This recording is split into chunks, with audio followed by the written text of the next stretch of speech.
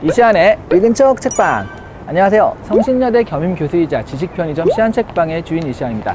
자, 오늘 일본 특집, 오늘은 도쿄 신주쿠역에 나와 있습니다. 오늘 소개해드릴 책은요, 좀 특별한데요. 지금 베스트셀러인 소설을 다루는 건 처음이거든요. 바로 이 책, 돌이킬 수 없는 약속입니다. 이 소설의 설정은 굉장히 강력해요. 여기 딱 뒤에 이렇게 써 있거든요. 15년 전 버려버린 과거에서 도착한 한 통의 편지가 봉인해 둔 기억을 되살아나게 한다. 그 편지의 내용은요, 한마디였는데 그들은 지금 교도소에서 나왔습니다 하거든요. 도대체 어떤 내용일까요? 사실 이 책을 다 읽고 난 후의 느낌은요, 이게 책 제목이 돌이킬 수 없는 약속이잖아요. 일본 원제로는 서약이라고 하더라고요. 근데 이 서약, 돌이킬 수 없는 약속이 정말 돌이킬 수 없었나? 돌이켜야만 하는 것은 아닐까? 자, 이런 생각이 좀 많이 들었습니다. 자, 한 가지, 지금까지 소개해드린 소설들은 모두 고전 소설들이라 스포에 대한 걱정은 좀 덜 했거든요. 내용은 알고 있잖아요. 아무도 안 읽어서 그런 거죠. 근데 지금 한참 이게 팔리고 있는 책이라 이것도 읽고 싶은 분들은 스포가 있을까봐 걱정이시잖아요. 그래서 제가 좀 스포가 시작되는 지점, 알려진 설정까지는 뭐 하시고요. 스포가 시작되는 지점에서는 여기까지 보시면 됩니다 라고 해서 스포 지점을 알려드릴게요. 그러니까 안심하고 같이 보시면 되겠습니다. 자, 시작해볼까요?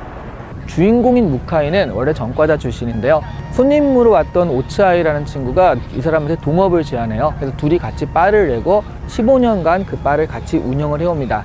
그 사이에 또 바에 손님으로 왔던 여성과 결혼도 하고 거기서 또 예쁜 딸도 낳고 해가지고 알콩달콩 행복하게 살고 있었습니다. 그런데 사실 15년 전 무카이는요, 그냥 전과자 정도가 아니라 사실은 흉악범에 가까웠거든요. 얼굴에 큰 점이 있었고 강도짓을 일삼으며 밑바닥 인생을 살던 사람이었어요.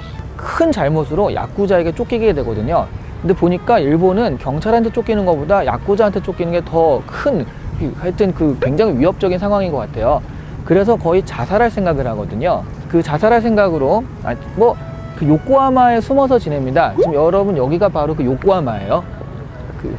도쿄에서 이제 지하철을 타고 한 1시간? 예. 빠른 걸 타면 한 30분, 늦은 걸 타면 1시간 정도 와가지고 오는 곳인데, 이 요코하마에서 좀 전해드리고 있습니다.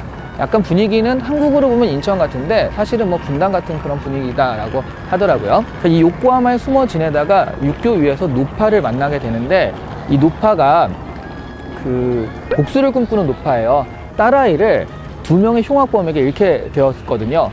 근데 이 노파가 무카이에게 바로 제안을 해와요. 이 노파는 곧 암에 걸려서 죽게 될 운명이었기 때문에 당신이 나중에 그들이 출소했을 때 그들을 죽여준다 라고 한다면 내가 당신한테 새 인생을 살 돈을 줄 수 있다 라고요. 그래서 이제 무카이는 살인은 참아 못하겠다 라고 거절을 하지만 당장 죽게 생겼거든요. 그래서 그 돈을 받고 얼굴을 성형하고 새 신분을 사고 새로운 삶을 살게 됩니다. 대신 이제 나중에 그들이 출소하면 죽이겠다라고 약속을 하게 되죠. 그래서 이제 이 책의 제목이 돌이킬 수 없는 약속이고요. 일본판 원제로서는 서약이라고 하더라고요. 바로 이 약속을 가리키는 말입니다. 그런데 어느 날 15년간 아무런 큰일 없이 평화롭게 살고 있다가 어느 날 갑자기 그들이 출소했다라는 편지가 날아든 거예요. 자신이 노파의 영혼이라고 주장하는 목소리가 15년 전의 약속을 지키라며 그렇지 않을 경우 무카이의 딸을 해치겠다라는 협박을 하죠. 누군가 노파 흉내를 내며 무카이를 극한에 몰고 있는 상황입니다. 그게 누군지 모르고요. 약속을 지키면 살인범이 되어서 가정의 평화가 깨지고요. 안 지키면 딸의 목숨을 위협받는 상황. 무카이의 선택은 일단 범인의 말에 등가는 척하면서 탐문을 벌입니다. 첫 번째 살인 대상자와 함께 술까지 먹지만 무카이는 그를 죽이지 못하고 돌아오게 돼요. 그런데 놀랍게도 TV에서는 그 대상자가 죽었다고 나오거든요. 무카이를 위협하는 범인이 직접 나선 겁니다. 이것을 무카이가 했다고 또 경찰에 신고까지 해버려서 무카이는 경찰에도 쫓기고 또 범인의 지령을 따라야 하는 그런 처지가 되죠. 이후 우리는 무카이와 함께 GPS로 감시하는 범인의 지령을 따돌리면서 긴박하게 범인에게 다가가게 됩니다. 이 과정이 매우 속도감 있게 전개되기 때문에 사실 이 책을 한번 손에 잡으면 놓기는 정말 힘들어요. 자, 삑삑, 여기서는 스포가 있습니다. 이 뒤부터는 결말에 대한 스포가 있으니까 책을 읽으실 분은 여기까지만 보시면 되겠고요. 어차피 안 읽으실 분은요, 따라서 좀 더 책 속으로 깊이 들어가 보시죠. 가실게요. 이곳은 아카렌가라고 해가지고 요코하마에서 굉장히 유명한 건물이에요. 요코하마 항에 나오면 빨간 벽돌로 되어 있는 건데, 예전에는 여기가 창고였다고 하는데 지금 이제 쇼핑몰로 이렇게 좀 탈바꿈을 한 상태라고 하죠. 이 작품은요, 전통적인 추리소설로 보기에는 허술하긴 합니다. 정확하게는 추리소설 형식을 차용한 소설이다 라고 말할 수 있을 것 같은데요. 하지만 추리소설의 오랜 전통은 변하지 않았습니다. 바로 범인은 이 안에 있어! 이것과 처음 같이 등장한 사람이 범인이다. 뭐 이런 것들이죠. 무카이에게 피해를 당한 사람 중에 원래 무카이가 예전에는 굉장히 강도도 하고 흉악범이라고 그랬잖아요. 그런 사람 중에 결국 자살까지 하게 된 여성이 있었거든요. 그런데 바의 동업자였던 오치아이가 15년 된 친구잖아요. 이 오치아이가 사실 이 여성의 연인이었어요. 이게 우연이 아니라 무카이에게 복수하기 위해서 신분을 위장하고 15년을 친구로 살아온 거죠. 바에서 일하던 고에이란 청년이 알고 보니까 그때 그 여성의 아이라는 것이 또 밝혀져요. 오치아이는 그 연인이 무카이 때문에 자살을 했다고 오해하고 있었는데 사실 알고 보니까 근친으로 인해 태어난 아이를 보호하기 위해 고에이죠. 이 아이를 보호하기 위해서 무카이가 스스로 죄를 뒤집어 쓴 상황이었다는 거예요. 그걸 보니까 너무 황당하잖아요. 그래서 이제 오치아이가 자살을 하려고 하는데 무카이가 거기를 덮쳐가지고 자기가 대신 칼을 맞게 됩니다. 근데 뭐 다행히 살아나게 되긴 하죠. 지구인 여러분, 이곳은 곡교라고 하는데 일본의 왕이 살고 있는 궁전입니다. 이 돌다리를 건너서 들어가면 곡교 내부로 입장을 할 수가 있습니다.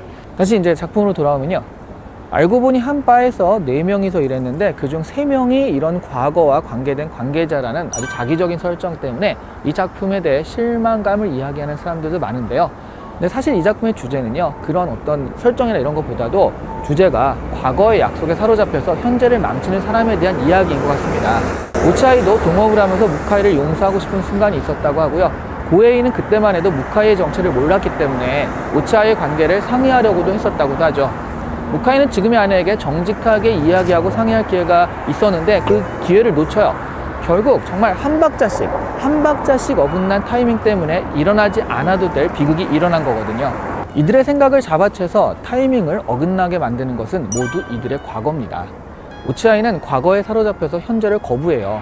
오치아이를 좋아하는 여성에게 오치아이가 직접 당신에겐 미래가 있지만 나에겐 없으니까 하면서 딱 그 사랑을 거부하거든요.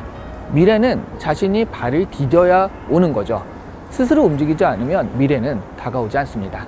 이곳은 우에노 공원입니다. 우에노는요, 주인공이 맨날 이제 당하기만 하다가 처음으로 반격을 시작하는 전환점이 되는 터닝포인트였죠. 이 소설에서는요. 이 소설은 원서 제목이 서약이잖아요. 서약은 다 과거입니다. 이 과거에 매여 있다 보니까 이 소설에 등장하는 인물들은 미래로 나가지 못하고 항상 과거의 기억으로 현재를 지옥으로 만들고 있습니다. 자신에게 미래가 없다고 단언하는 사람의 확신은요, 사실 스스로를 속이는 행위입니다. 왜냐하면 미래를 향해 한 걸음 나가겠다고 결정하는 것은 결국 자기 자신이거든요. 약속을 지키는 것은 중요하지만 때로는 이 과거의 기억이 미래까지 지배한다면 약속을 돌이키려는 노력도 필요할 것 같습니다. 사람을 죽여달라는 과거의 약속이 불쑥 우리 삶에 찾아오는 일은 흔한 경험은 아니잖아요. 그러니까 그거보다는 우리는 과거에 실패했던 기억이나 안 좋았던 기억들이 미래를 향해 나아가는 우리의 발목을 잡는 일, 이런 일들을 종종 마주치거든요. 하지만 우리의 미래는 과거에 저당 잡히거나 발목 잡혀서는 안 될 것 같습니다. 오늘 이 시간에 읽은 책 책방은 지금 베스트셀러인 돌이킬 수 없는 약속을 좀 전해드렸는데요. 약간 스포의 위험을 무릅쓰고 전해드렸습니다. 어땠는지 모르겠네요. 좋아요와 구독은 돌이킬 수 없는 약속입니다. 그것은 반드시 지켜주셔야 되니까 부탁드리고요. 오늘 일본에서 돌이킬 수 없는 약속 전해드렸습니다. 감사합니다.